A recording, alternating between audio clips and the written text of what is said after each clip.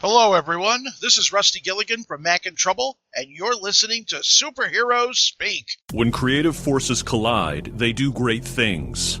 Head Shrinkers Press believes in the fusion of creative forces, the typed electrons and ballpoint scrawls that fuel our writing, every stylus that glides across glass, every pen trailing ribbons of India ink, the explosion of colors splashed freshly on finished pages. When those forces come together, they make great comics. They make Head Shrinkers Press comics. Every day we wake up with only one thing in mind, to bring you the absolute best titles our team can create. From the outermost reaches of the galaxy to the Badlands of the West, inside every Head Shrinkers title, you're sure to be going on an adventure you won't soon forget.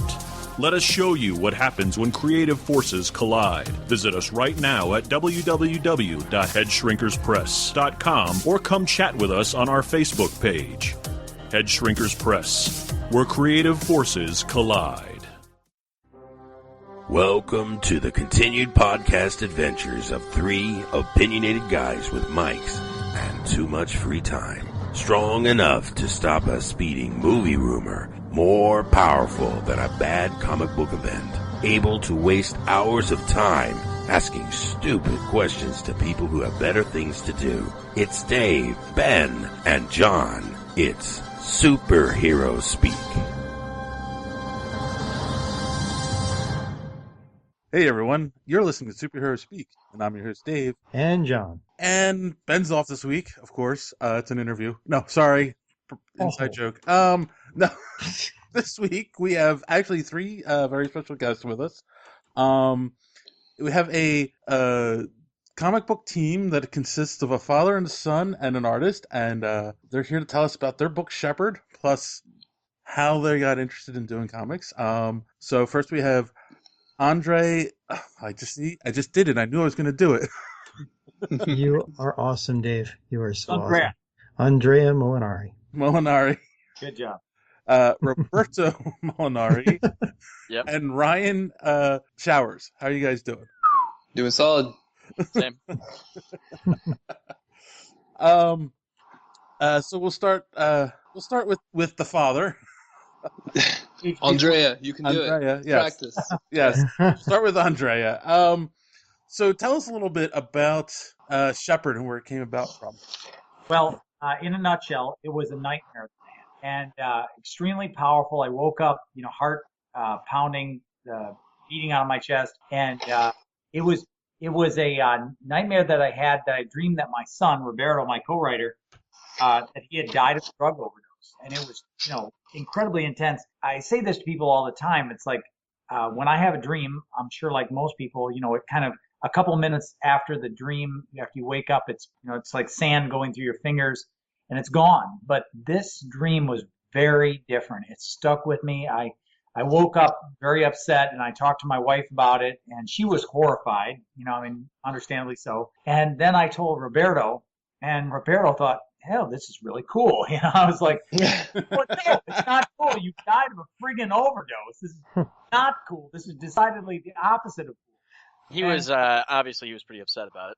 Oh, I was extremely upset, but he was thought it was cool. He was like, Dad, you need to really write this story down. And I was like, oh, you're kidding. I had lots of work to do with my job and research and articles and all this stuff, and there's just no time for such a thing. And but he pestered the hell out of me, absolutely pestered the hell out of me about it.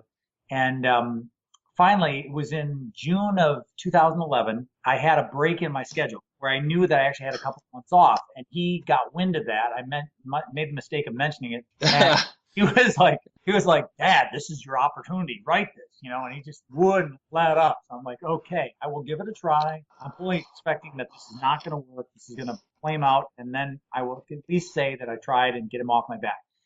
But I started to try to write this thing, and it just flowed out of me like water. And I'm talking with him as we're working on this and getting it down. And, I was blown away how easy it was. Inside a month, it was done. 5 issues worth of a story done. And I thought, well, okay, I've got it written down now. He surely will leave me alone. No, he did not leave me alone. He pestered me. It's like, Dad, we need to get this made into a comic book. And I'm like, oh yeah, because the guy next door makes comic books, right? I'm like, I know this. I know nothing of this. I read comic books. That's all I do. I have no idea how to make them. And so he just, pestered me, and we started looking online. And eventually we found a company called Scattered Comic Studios out of Sacramento, California. And it's run by a gentleman named Jason Dewey, who is an artist himself and a writer, and of course the publisher of comics. But this site is that where you can go and actually pick out. It has like a stable of artists and colorists, and they do their lettering, and basically they're a one-stop shopping place where you can come and put together an art team to do a book. And of course that's how we met Ryan. So that kind of gets you to where we launch from there. This would be about September of 2011. Okay. Oh Cool. gosh, 2011. Holy cow. No, I know. Been a while. So it was Roberto's idea to turn it into a comic book. Absolutely. I had originally intended, like when he first told me about it, like I had originally intended that he would write it as a novel, because that's like what he had written before with the other book. But then after a while, it kind of became obvious that it would be better, in a different format. Okay. And did you have a drug problem that your father should have been worried about?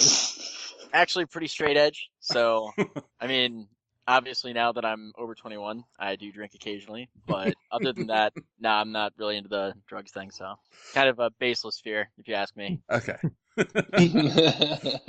Did going through creating this comic and getting it all out, say, help you work through this fear that you had? Well, I don't know that I had a fear any more than any father does with their kids. I mean, you want, of course, your kids to grow up, healthy and happy, and and just be okay. And, I didn't realize that I had a fear. That's kind of what really jarred me about this, because, I mean, at the time, Roberto was always an athlete. He was a baseball player and a good one, and he also was. So he was, he wasn't the kind of kid that I would have pegged with that. And for the most part, his friends were really good kids, and they, to my knowledge at least, they weren't involved in that. So it wasn't like I had reason, So it was very unsettling to have this dream come out of nowhere, come out of the blue, and I didn't know what to make of it. I didn't know if it was like some kind of a premonition of things to come. That's what was really, I guess, probably the most unsettling. I've said this for a while with dreams, like dreams or nightmares. I think that sometimes it's not like your subconscious, like whether you take it in through movies or whatever, or just your imagination. Sometimes, especially in the form of nightmares, it'll take everything that you're aware of and make a crazy mashup, and like it's not really coming from you in a way. It's just like what you're aware of, and can give you some really bad results. I think that's or awesome ones. Yeah. I definitely think that's true. So then Ryan, since you spoke up, it kind of sounds like when they had pretty much had a good idea of the script when they presented it to you. How much influence did you have in the style and design of the art on it?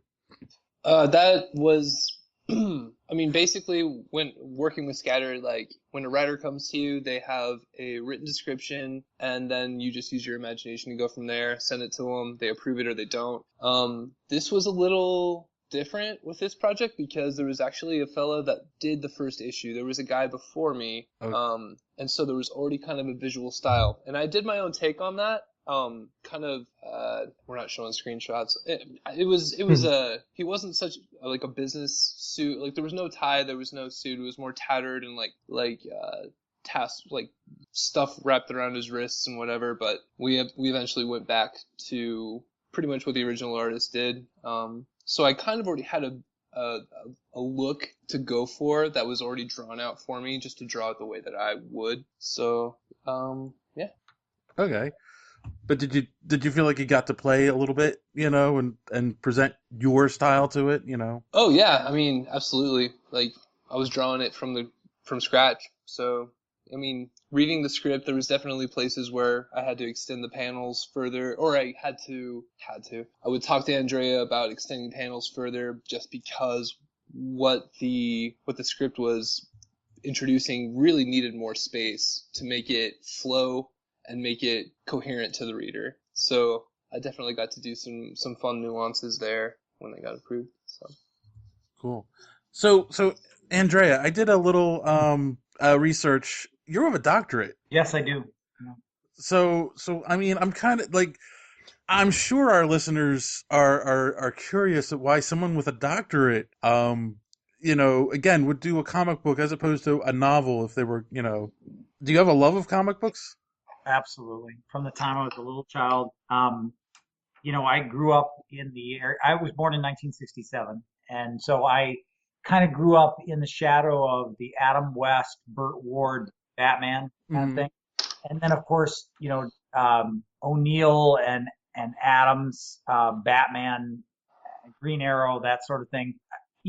It was very much a part of my childhood. And I can remember going to the drugstore and my dad, giving me a quarter and letting me buy a comic book. And it didn't take the whole quarter at first anyway. And, yeah, I know that really changed. And I used to love Brave and Bold was one of my favorites because if you could only buy one comic book, well, you want to get one that has multiple superheroes in it. Of course, JLA, that sort of thing. I always loved Daredevil. I grew up Catholic, and of course, I loved the fact that Daredevil was Catholic. It was cool to have a Catholic superhero, and that was always a part of my childhood. And then, I got older. I kind of grew out of it in my high school years, and then I got to college, and I had a friend of mine who said, you like Batman, right? And I said, yeah. And this is in the 80s, and he said, I got something I want you to read. And he said, this is a Batman book. I want you to read it. Of course, it's probably what you think it is. It's Frank Miller's Dark Knight Returns. Yes. And I read the thing, and it blew me away. Because you got to keep in mind, I had grown up on Adam West and Burt Ward, and the 1970s Batman comics and detective, where he's consulting with Commissioner Gordon and talking to the police officers on the scene and that kind of thing. And now suddenly you have this vigilante they want to kill this guy. I mean, they hate him, they fear him, but it made sense. It made real sense of Batman for the first time, maybe for me, and I was hooked. And then I would say from that point on, it was always a pursuit of something that would be like that. It was like a drug, and you were always looking for something that would be as close to that experience as possible. And sometimes you find it, and most of the time you didn't. But it really kind of rekindled that, and it brought me back in a big way. And then, of course, over time, just expanding what you're reading, not just DC and Marvel, but reading some of the other things that are out there in the independent world and smaller press world, Image and IDW and Boom and smaller yet than that. And it just, it kind of went from there. But I never, if you were asking me if I ever said, oh, I want to be a comic book writer, that was never on the plan. You don't get a PhD to go do that. So. Right. On that note, Andrea, I've never actually wanted to be a comic book artist, so I share that sentiment.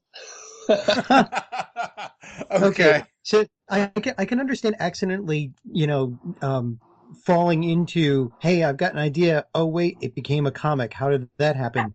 But what did you just fall in a box of crayons and become an artist? I don't understand how that. Man, I've been drawing. I was home. Go ahead.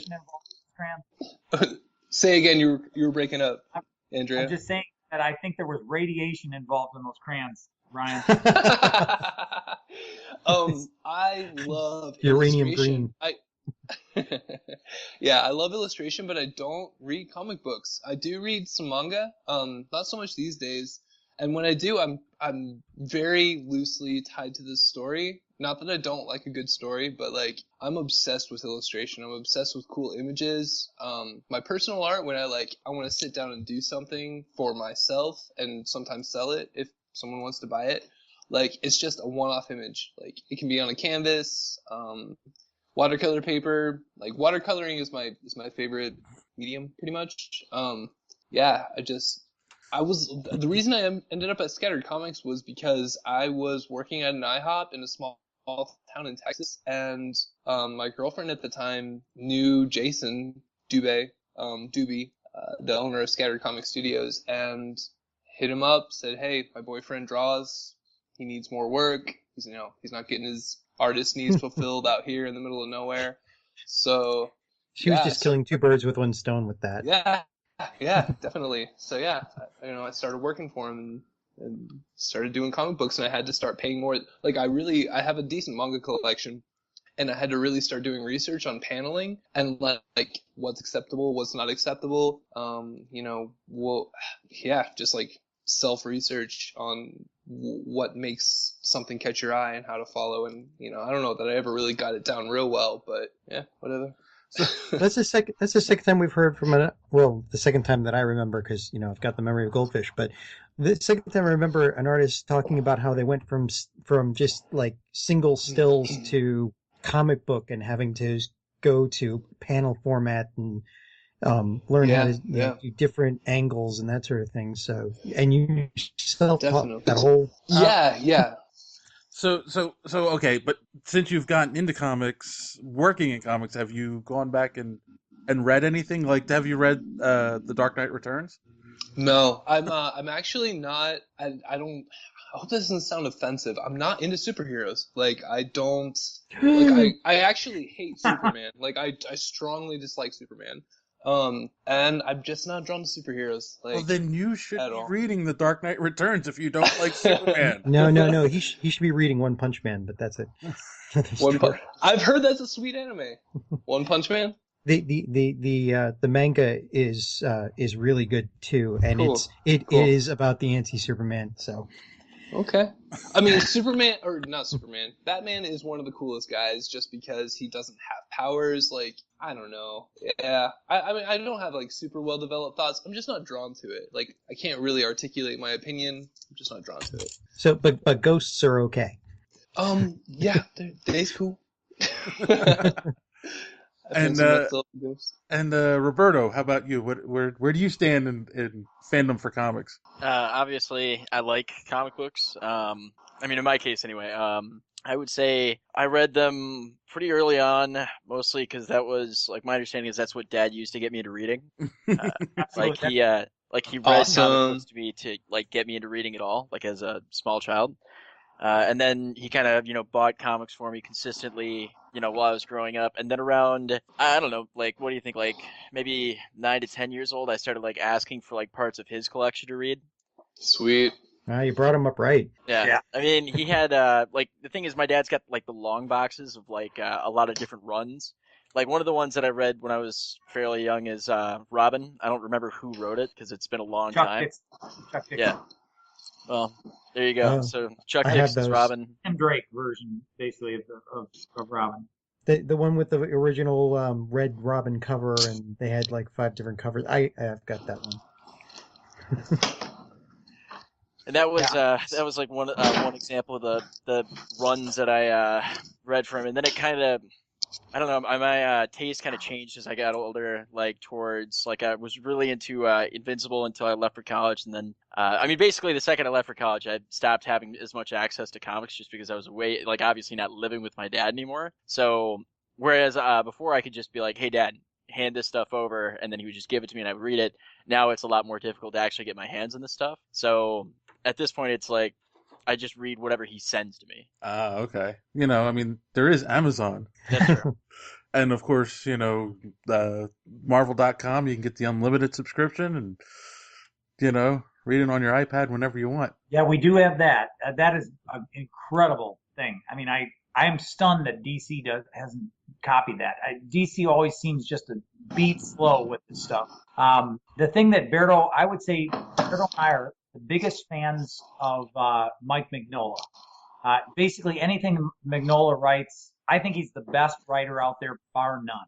And I think that 250, 300 years from now, people will be reading him and probably no one else that's writing right now. Because I just think that he has, as someone who studied ancient literature, he's so plugged into folklore and these elements of the culture and mixing the legend and that sort of thing. I just think that it's going to have a staying power to it. Not to mention the art style, and at least the Hellboy stuff. Yeah, absolutely. And of those, I would say of Mignola, my personal favorite, I can't speak for Barrow, my personal favorite is Baltimore. I just think Baltimore is unbelievable. Baltimore's pretty raw. Yeah. It's just, but Mignola is stupid talented, in my opinion. I just think he's, and as for artists, other than my own Ryan, who I'm a huge fan of Ryan, I love David Mack. I think David Mack is the living end, and it comes from an artistic standpoint. I just think he's amazing. I'm writing that name down. I'm going to look it up. Oh, yeah. David Mack. And again, one of the things I love about him is that he does watercolors, and I love Ryan's watercolors. I think Ryan is, when I see his watercolors, it's amazing. He's such a talent. Ryan is, I'm going to embarrass him by saying this, but Ryan is one of those guys that you just want to kick in the shin because he's so damn talented. Like, he's good Thank you. It's like, we're talking about him as a graphic artist, but you need to understand that this guy also designs and makes cosplay costumes and the props that go with them.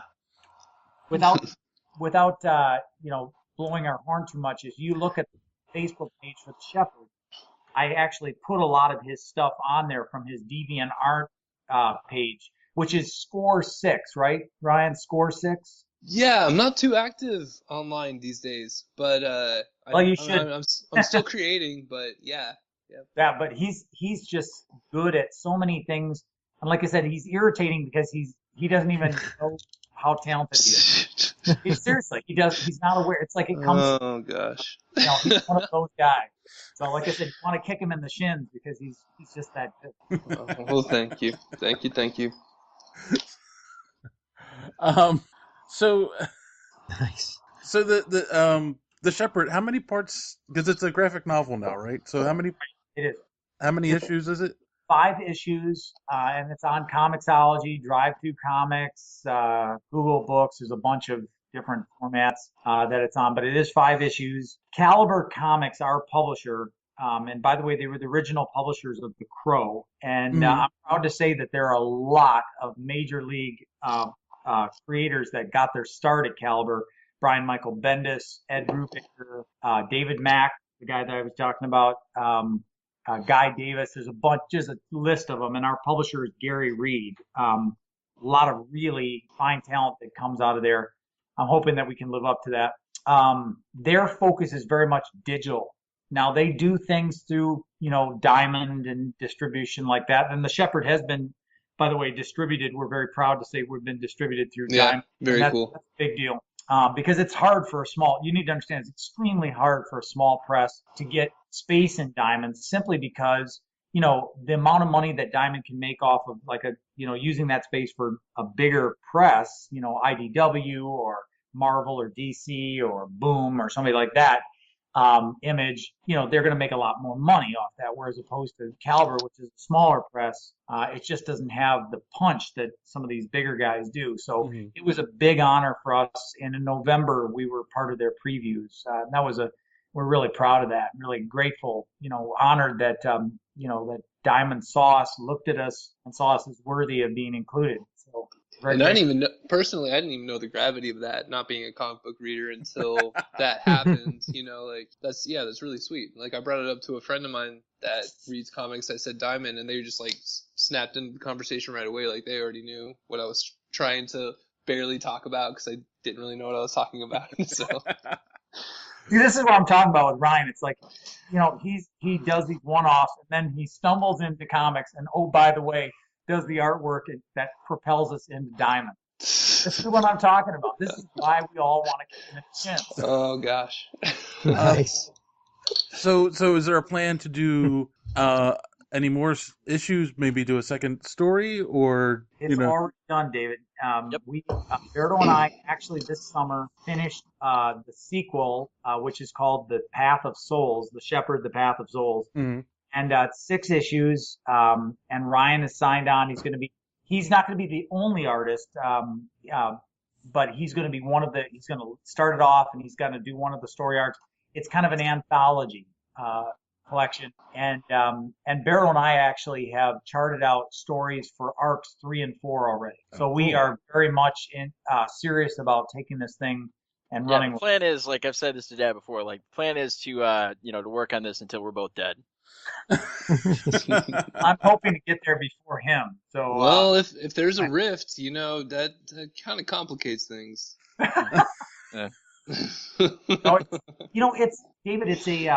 It's a story that you think about it. The character exists in the afterlife primarily. Mm-hmm. Okay, and so he deals with souls. So why this is incredible in terms of potential? Anyone who has ever lived in any culture is a potential, story for us. Mm-hmm. So, like, for example, in the story arc that Ryan is going to be doing with us, it basically it takes place in a place called the Seam. The Seam is that middle ground between heaven and earth, and it's the place where souls transition into the afterlife. And some of those souls struggle with that transition process. And the first of them, of course, is the Sheppard himself. Lawrence is the how we meet the Seam, and he can't move on. He's worried about the situation with his son, who dies of a drug overdose, and he goes after him into the Seam to try to rescue his son and can't find him. And that the first story arc is that working itself out. This second story arc that Ryan and I are just on the verge of starting is that it's a place in the Seam that focuses on the souls of soldiers who have died in combat. And the basic idea is this: if people who fight in combat, many of them, they come back and they're suffering from post-traumatic stress disorder, okay, where they're basically reliving the events of the combat that they've suffered. My question that kind of provoked all this is, what if somebody falls in combat? When they get to the afterlife, do they suffer from the equivalent of post-traumatic stress disorder? And my answer in the story is yes, that these souls have not been able to resolve those issues that were surrounding their death. And so we are telling the story of 4 different soldiers, all from different cultures and time periods, who are suffering from post-traumatic stress disorder in the afterlife. And that's what this Path of Souls is all about. The 4 characters that we're doing a Confederate soldier that Berto wrote all by himself, who died at Fredericksburg in 1862. Nice. We're dealing with a U.S. Marine who died at Fallujah in 2004, the Second Battle of Fallujah in November 2004. We're dealing with a French soldier who fought under Napoleon and died in the wake of the Battle of the Siege of Jaffa in March 1799. And the 4th character is the character that Ryan is doing, is a Huron Indian by the name of Sandaqua, who dies in the Huron-Iroquois War of the late 1640s. Oh, wow. So that's, other than that, we're doing well. But Ryan, the reason why we wanted to do this is Ryan kind of said to me, he didn't want to do all the artwork for this next story arc because he really wanted to do his own colors, and he wanted to be able to slow down. And, go ahead, sorry. Go ahead, Ryan. Go ahead. I feel like for fresh listeners, like, we didn't really cover this. There was the colors for this. If anybody's looking this up or has it or whatever, I didn't do the colors for this stuff. This was Heather Beckel. Yeah. Okay. So for me to do a finished piece that's all my own, it takes a lot more time. And so a bite-sized piece of a story where I can do all the illustration, all the colors in watercolor, because I couldn't have watercolored the whole Sheppard, considering the size alone. Just getting a small chunk of a story and getting to do art, to color all inclusively is pretty exciting, actually. And I gotta tell you, I'm excited to see what he's going to do. He is, like I said, very talented, and his watercolors are so beautiful. And I think the Sandaqua story, the Huron story, they actually call themselves Wendat. They're known as the Huron. So often you'll see them referred to as the Wendat Huron. I think this is going to be a very unique story that will be very good for him because it's going to be set in the North Woods. The Wendat tribes lived originally in what is modern-day Ontario. And, of course, that's why the Lake Huron is named after them, because they would fish that lake. And, in fact, Sandaqua actually is a member of they call themselves the People of the Bear, which was like a small group of the larger tribe of the Wendat. Sounds like you guys really did your research on this, which Oh yeah. For this particular story, I think I told Ryan this, is that it actually is based on, there was a man by the name of Gabriel Sagnard, who was, of all things, a Franciscan brother who was a missionary, and he wrote a diary of his experience meeting the Wendat Huron people in the 1617, something like that. Well, you're asking the people here. Nobody else is going to know that. Yeah. About that time period. And he actually, Gabriel Sagnard, that Franciscan brother, actually provides the first known dictionary. It's a French Wendat Huron dictionary of their language. And of course, in his diary, it's extremely cool. He describes what their culture is like. And of course, mind you, all this is through the eyes of a white man, and the prejudice, that is.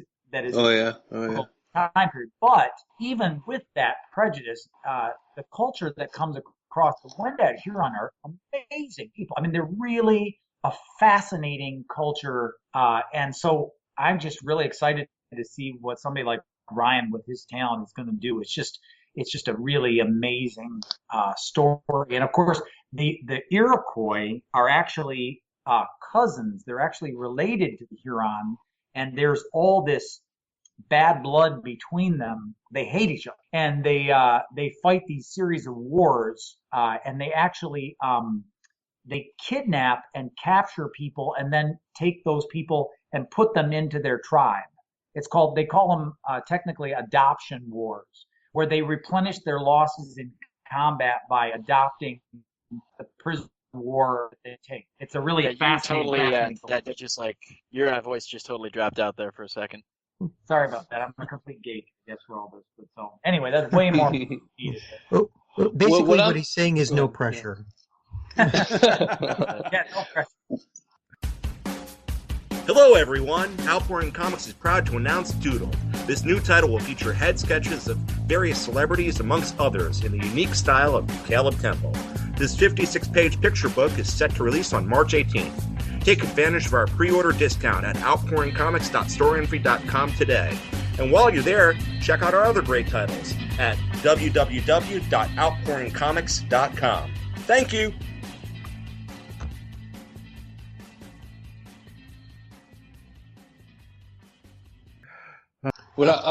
Besides just like getting to have full control of like the pages that I'll be doing, I'm stoked that I'm doing this in Indian like chapter because it's a lot of nature stuff, and that's more my vibe. Like honestly, I probably shouldn't say this, but I hate drawing cars, like real life cars. Like I'd rather make up pretend ones, and like I hate drawing buildings and like regular houses, like all that stuff. I can do it, but it's so boring. So like I'm stoked about doing like pretty much nature, organic looking stuff. That's more my vibe. So I just want to get this straight. So what you want to do then is a full painted issue. It's how many pages, Andrea? Yeah, it's going to be about that. Is that he is doing the story of Sandakwa of the 6 is basically like one of the 6 issues, but he's also doing the introductory material as well. Mm-hmm. So it's actually the whole story is 164 pages. This new story arc we're working on, and he's going to be doing about somewhere between 34 and 36 pages because the Sandakwa story is about 30 on its own, and then he's got another 5 at the beginning, and then there's some selected panels here and there. So yeah, but the big thing with this is that we are switching artists. We have 3 different artists that are working with us, Mm-hmm. and we're doing each of these 4 stories has a different artist. One of the artists is actually doing 2, but part of it is in this place, in this seam, these different soldiers don't realize that the guys around them are not from their same time period and culture. So, for example, this Sandakwa, there are scenes where he, as a Wendat Huron Indian, is fighting alongside the French Napoleonic soldier, and they don't realize that they're not the same culture. For example, the Wendat, when he looks at the Frenchman, he sees him as one of the French explorers of his time period, which is common at that time. They're Frenchmen that they know, and they work in concert with. And so he thinks that this Frenchman is actually of his time, when in fact the Frenchman is, 150 years down the line before he's fights and dies. So it's their ability to understand each other. It's like when they see each other as like themselves or of their time period. But each one of them is fighting side by side, and the enemies that they face are their projections of their own fears and anxieties and the things that are they're still carrying from the events that were related to their death. And that idea is something that basically Andrea told me about in the first issue too. It's why he sees his dad as, he sees Legio as the monster when it's really his son. His dad he sees young? Is that, or? Yes, yeah. He sees his dad first as old. One of the themes in all these stories is that what you see isn't always what you get. That your perception is, in many times in the spiritual things, not quite in sync with what is reality. Okay. So I need to ask this. This the overall story arc, and then taking it to soldiers with post-traumatic stress disorder. It's very dark, when you really think about it. And you're a teacher of early Christian literature. Is that correct? Yeah. Do your students know about the comic, and what do they think of it? Well, my students do know about it, and I've had a tremendous level of support. Of course, they're initially shocked. It just depends on which students that you're talking about. But I've had a lot of support from it. And you're right, the story is a dark story, but it's also extremely hopeful. The subtitle for the first story arc is the Sheppard Apokatastasis, and that's a Greek word for restoration. And basically, the idea is that this concept from early Christianity is that in the end, everyone will be saved. And it doesn't mean that it's easy, that process of salvation is easy, but no one will be lost, that there is no one lost to hell, that in the end, God finds a way of redeeming and restoring everyone. And that's kind of what I'm basing it on, is this whole theology that teaches that no one is going to be lost. Cool. You should have a discussion with the people from the West Barrow Baptist Church. But anyway. We get along. Seriously. Yeah, because that would just be a waste of time. It actually dates. Right, Roberto? Agreed. It actually dates all the way to the late second, early third century, and starts with a Christian theologian by the name of Origen, the greatest biblical scholar of the time, and has kind of survived even to modern Christianity. But it's often misunderstood. Yes, no, It doesn't mean you get a free pass. I don't want to give the impression that right. Our stories, it's not a free pass. The souls do not get a free pass. It's like you're forced to deal with the stuff that you need to deal with. Yes. But it isn't God saying to you, "Oh, you stay here until you get this done." It's your soul working this out. And when you are ready, then you move on. Not that somebody else is telling you you're ready or you're not ready, but when you have worked this out in your own time, then you move on. And honestly, at least for the first book, it keeps it really vague. There's no evil, good. There's no God. There's no Satan. It doesn't really. There's no heaven, no hell. Not really. There's just the earth and the seam, and then something after. It keeps it pretty vague. Right. Just keeping your options open, basically. Mm-hmm. Yeah. So it sounds like you've got so many plans for this. I hope you're not planning on having another nightmare anytime soon, because. But I will tell you, that was the only one that I've ever had like that. I mean, obviously we all have nightmares over the course of our life. I never had anything like that or since. Definitely feels like a big part of our future, though. The whole Sheppard thing is as a general concept and adventure. Well, these two are putting in crazy effort. Roberto and Andrea, they're just putting in tons of effort. I've seen pictures of them at conventions and stuff, and full posters, table spreads full of comics and posters, and they're really putting in the effort. It's awesome. So Roberto, is comic book writing something that you seriously want to pursue? Is that where you're hoping your career path goes? I mean, I'm definitely gonna be doing this one. Like I said, I'm gonna be doing working on the Sheppard until I'm dead. Whether that continues only in comic book format, or if we end up writing a novel to go with it. The thing is that we're not really nailed down to just doing comic books for the Sheppard going forward. It could easily translate over into other mediums without any problem. But for now, it seems like that's a really good way to present it. As for what I'm planning to do writing other stuff, I've got other projects that I'm kind of bouncing around in my head that are probably going to be illustrated novels. Oh, cool. So writing, definitely then. Oh yeah, definitely. Cool. Have you thought about maybe writing a short that you could shoot, throw up on YouTube, and it's not only to show that it can translate to other mediums, but also help promote the book at the same time? I actually wrote a short story. This would have been last year, right? Kind of at the time that I figured out that I wanted to be a writer, about a school shooting in a library, at a college campus. And basically that is actually going to end up being incorporated into the Sheppard during the third story arc. But if I were going to do something like that, make a little, a video of some sort, I would definitely use that particular short story as basically the inspiration for the video. Cool.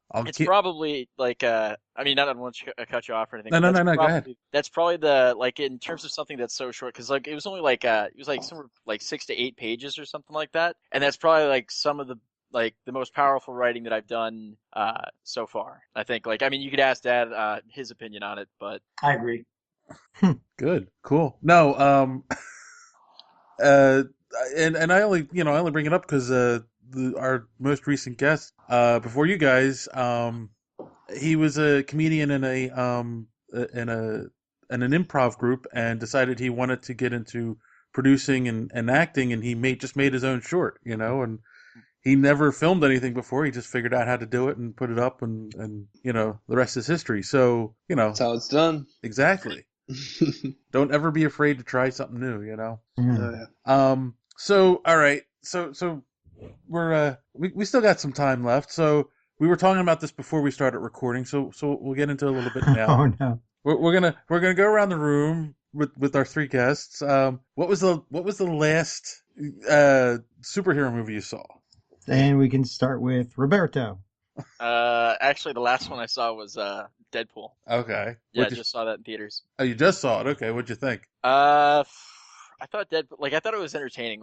The thing is, it's not like a brains movie. It's all balls. The entire. Yeah, I mean, it's nothing but action and sex and all that kind of stuff. And it was entertaining and it was funny and all that. But it's not on the same level that I would say Captain America: The Winter Soldier was. Right.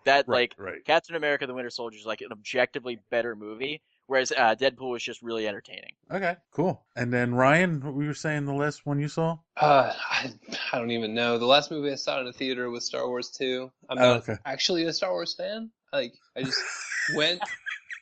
I got free tickets. You're on the wrong podcast. Dude, I know, right? Yeah, it was a good time, I have no clue what last superhero movie I saw. It might have been Superman, and I don't like Superman, so. I just went because my friends were going. Yep. Well, that would be the way to get you there. Yeah. Well, I won't speak on the Superman movie because, I saw the original 77 version with Christopher Reeve, and there's nothing that comes close to that, so. Yeah. Plus he didn't snap any necks. Anyway. And Zimmer. So, okay, how about you, Andrea? Well, I saw the Deadpool movie as well, and I enjoyed it quite a lot. I think Berto's assessment is, pretty fair. The only down, really, that I think Ryan Reynolds is great talent. He was definitely the right guy to play Deadpool, in my opinion. I wasn't real thrilled with Colossus. I would have liked to have seen a real person play Colossus, partly because I thought the CGI that they did of him was kind of disproportionate. You know, Mm-hmm. I wasn't really happy with how he was portrayed, and I would have liked to have seen like a human being who then switched into that metallic form. Because they kind of give the impression that That's sweet. Colossus is always walking around in this kind of metallic form, and I just can't imagine that would be the way that you would, if you had that ability, that you would do that. That it would be the kind of thing that you would switch to when you needed to, because it would make you so much heavier, and it just would just not be. Again, I'm being logical, but trying to. But the thing is, banter like this is what makes, like, you did the same stuff with the Sheppard, which is awesome. Like, it made it so, like, there was gravity to what was going on and, like, logic to it, which I totally need. Like, not to bring it back to the Sheppard, but No. yeah, I think it's a great thing to have. Yes, and I will totally agree with your assessment of Colossus, because if you listen to our review we did of Deadpool a few weeks ago, that it's funny, the original actor who played Colossus in the X-Men movies, they did reach out to him to play the role and he turned it down. Wow. So they decided to then just go to the next level and create the CGI character, but it loses something, in a movie that is trying to be funny, break the fourth wall, and be over the top, but at the same time have a heart at the center, with the love story. When you lose the humanity side of Colossus, it loses something. I agree. Yeah. And I couldn't believe that they couldn't find somebody to do that. I mean, it's just, there's got to be actors who would salivate at the opportunity to do that. Yes. I would say, and I know this isn't a movie, but I really loved the Netflix Daredevil. I just thought it was so good. I honestly, Berto mentioned the Winter Soldier, which I thought was my best movie up until this point. And I realize that Netflix is not a movie, but I think that Daredevil is the best superhero thing ever produced. And I would say in any format, I'd throw it out there. And that's saying a lot, because you have the animated that I've included in that. But I just think it's an incredible take on Daredevil. Well, wait, have you seen Jessica Jones yet? I did. I saw it, and I will tell you, be honest with you, I was never Bendis's comics on her. To me, this is going to be blasphemy, I'm sure, but the best thing about Jessica Jones was Luke Cage. Ooh. In the bar fight when he's slapping those guys around. Yeah, that was pretty great. Straight up boss. And I'm not anti. I want you to understand, I'm not anti. I love women the heroines, and they're, to me, I just felt that she did so many stupid and illogical things that at a certain point I was like, well, okay, you kind of get what you pay for here, honey. I mean, you're doing so many dumb things here that, this is going to go badly, and a lot of people are going to get hurt, and, because you have the ability to take this guy out who has mind control. And I'm telling you right now, as far as I'm concerned, there is no better superpower than mind control. I mean, seriously, you can have. Well, they kind of proved that. Yeah, they proved it. And David Tennant, I thought, was fabulous in that series. But I just felt that and maybe it was just the way that they wrote it, but they just kind of kept having her do too many stupid things to allow him, like he's going to somehow get over this and then move on. No, I don't think that's going to work. Pretty much it's going to end the way it ended. Right. Yeah, there was no way.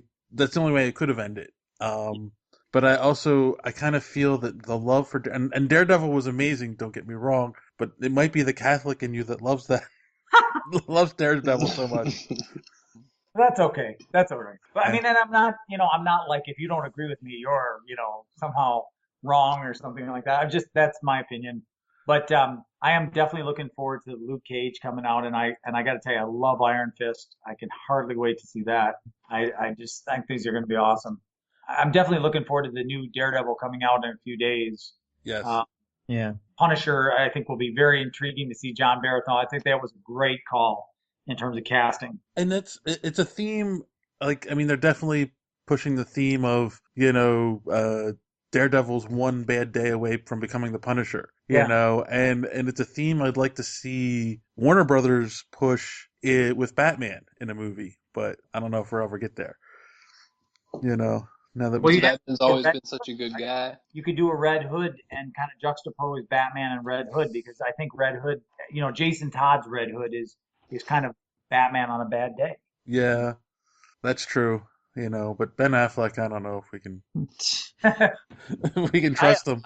Honestly, I don't think that there is a good pick for Batman. Like, I've talked to my dad about this. Like, I don't think that you can pick anyone to actually do Batman alone. I think you have to have somebody play Bruce Wayne, and then you have to have somebody who actually knows how to fight as Batman. Because, like, in the Batman Begins movies, they kind of like show that he was like training to become this really good fighter and stuff, and then the entire way through, he's just fighting like a bar brawler. Like, he just looks like he's kind of like slapping people around, and he's just running at them like from the front. He's not coming out of the shadows. He's not doing a bunch of like just really knocking these guys around. He's taking hits he doesn't need to from people that are not nearly the fighter that he is. Like, you just need somebody like a Bruce Lee type that just can fight in the suit for the actor, because the actors are just not doing it. Right. No, I agree. I mean, and it's not that hard to have someone else in the suit. I mean, yeah, absolutely. As long as they have the same chin, they're fine. Well, they'll need prosthetics for that, but Yeah, I mean, it wouldn't even be that hard to fake it. Like, I'm always amazed at the quality of if you look at the kung fu movies, like some of the Chinese kung fu movies, the quality of the fighting scene. And then you look at the quality of the fighting scenes with most of the superhero movies. Now, there are exceptions to that. Like, for example, the Winter Soldier. If you think about some of the fight scenes that Captain America does, they're really excellent. I mean, in my opinion. And then I think some of the fighting scenes in the Daredevil, the first Daredevil series, where he's like, for example, in the hallway fighting those Russian guys. That's an amazing brawl. Amazing brawl. They should have won an award for that one. I think so. Yeah. I think so. But one of my point is that there are clearly actors and stuntmen who can do that in a very convincing way. So why not, especially for a character like Batman, who is defined not just as, he's not really a brawler so much if you think he's always outnumbered. So he has to fight range combat, first of all. He's going to thin the herd that way first. And then he's going to come in from the shadows. So he's going to always... He beat Lady Shiva in hand-to-hand combat. Like, he needs to know... Like, he needs to look like he knows what he's doing. Yeah.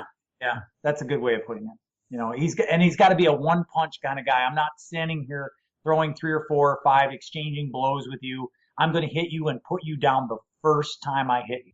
Oh. I'm going to be using brass knuckles, so when I connect with your head, you are not going to get up. Period. Because I can't afford for you to get up. I can't afford to put 3 or 4 or 5 hits into you because there are 4 others of you in the room. That's something that Frank Miller really captured. Yes. Oh, I definitely agree with that. And of course, One Punch Man, right, John? Yeah. I was going to say Bruce Timm and his animation team really caught that, and it was the animated adventures of Batman and the later on Superman stuff. Yeah. That's how they made him. They made him. He was always coming from the opposite direction where they thought they was coming from. And we put him down really quick. It was done, like you said, more realistically, where he's human. He can't afford to let the guy with the gun stay conscious. Absolutely. He's not Superman that's going to allow them to hit him like that. Roberto and I always have this thing with Superman, standing there toe to toe, exchanging blows. That's not Batman. He can't do that. Because every little bit slows him down, and all he needs is to be just a little bit slower, and he's dead. And then his career's over. And that's it just can't go. You can't survive that way if you're going to be Batman. When his career's over, then he's in the seam. Then you can get him. Exactly. Woo! That'll be story arc number 5. Batman and Daredevil meet in the seam. Is that? You want to talk PTSD? I mean, yeah, both of them. Oh, so that's the dream, right? To get your comics made into a Netflix series. Is that? I mean, if they're gonna do it that well, like, that would be bad, yeah. All right. Brian can make all the costumes and props. All right. That's a lot of work for one man. That's all I'm saying. Yeah. Cool. So, as we're kind of winding it down here, there's a question I always like to end with, and we'll go around the room. We'll start with Andrea. And the question is simple: how do you measure success? I love creating the art. I mean, I'm not the one drawing or any of that, but I love what we do together as a team, and that's really what the success is. Creating a final product of something and getting it out there for people to enjoy. That really is what it's all about. Cool. How about you, Roberto? I like being able to have conversations with people who have read it, like especially like people who really get into literature and get a chance to really look at what you've written, like for better or for worse, whether they like it or don't. I like being able to talk about the finished product and really get into a conversation about it. So success is continuing to do that and continuing to experience that. Cool. And I like that answer, and it's kind of the same answer that Tom DeFalco gave when he was on the podcast. And how about you, Ryan? For me personally, since illustration is my passion, if I can look at it and feel good about it, that's the end. Yep. Mm-hmm. Short and sweet. I love it. Yep. All right, cool. So, for our fans listening at home, where can they find the book online, and where can they find you guys online? You mean finding the book online? That's what you're asking? Yeah, the book, and are you on Twitter? Can people follow you on Twitter? Yeah, we are on Twitter. It is Sheppard at Sheppard Caliber. The Facebook page for the Sheppard. And then, of course, Caliber Comics website is where you can find us. We're on Comixology, Drive-Thru Comics, Google Books, Kindle. You can go to Amazon and get us there. You can order us through, Diamond. You can get us in your order us through your local comic book store. And Andrea, would you say it's easier to go through Amazon or to go to your local comic book shop and have them order it for you? I think I would say probably it's easier to do it through Amazon, but I'm going to say because I support the local comic book stores. Yep. There you go. I mean that because I love comic book stores. I mean, my God, they're awesome, so I don't want to do anything to in any way harm that business. So I would say because you can do it, support those local comic book stores. Those people are, creating not just a place where you can buy books and statues and paraphernalia and t-shirts, but they're also a place where you can talk about the things you're passionate about. It's a place where you can gather, and that's worth something. It's worth preserving. I don't want us to get to a place where that's gone. Anyway. Amen. I would also recommend going back just a tad here. If you're going to look us up, look up the Facebook and you look up the Sheppard, probably throw the name Molinari on there. Otherwise, you're going to have a lot of different Sheppard things show up. I've tried Googling too. You definitely want to throw Molinari in there. Otherwise, you're going to have a hard time finding it. Cool. And as usual, all these links will be in the description of the episode. Yep. And Ryan, I'm sure you're on DeviantArt somewhere. Yeah, I don't really use it though. I have Score Art on Facebook, so check that out. Cool. All right. Well, if you guys don't have anything else you'd like to add, I think this is a good place we can put a pin in it. Sweet. All right. Thanks. It was a pleasure. A lot of fun. Cool. Thanks for having us. Absolutely. No, not a problem. So, as we say each and every week, boys and girls, don't let your cake get caught in the door. Have a good week. All right.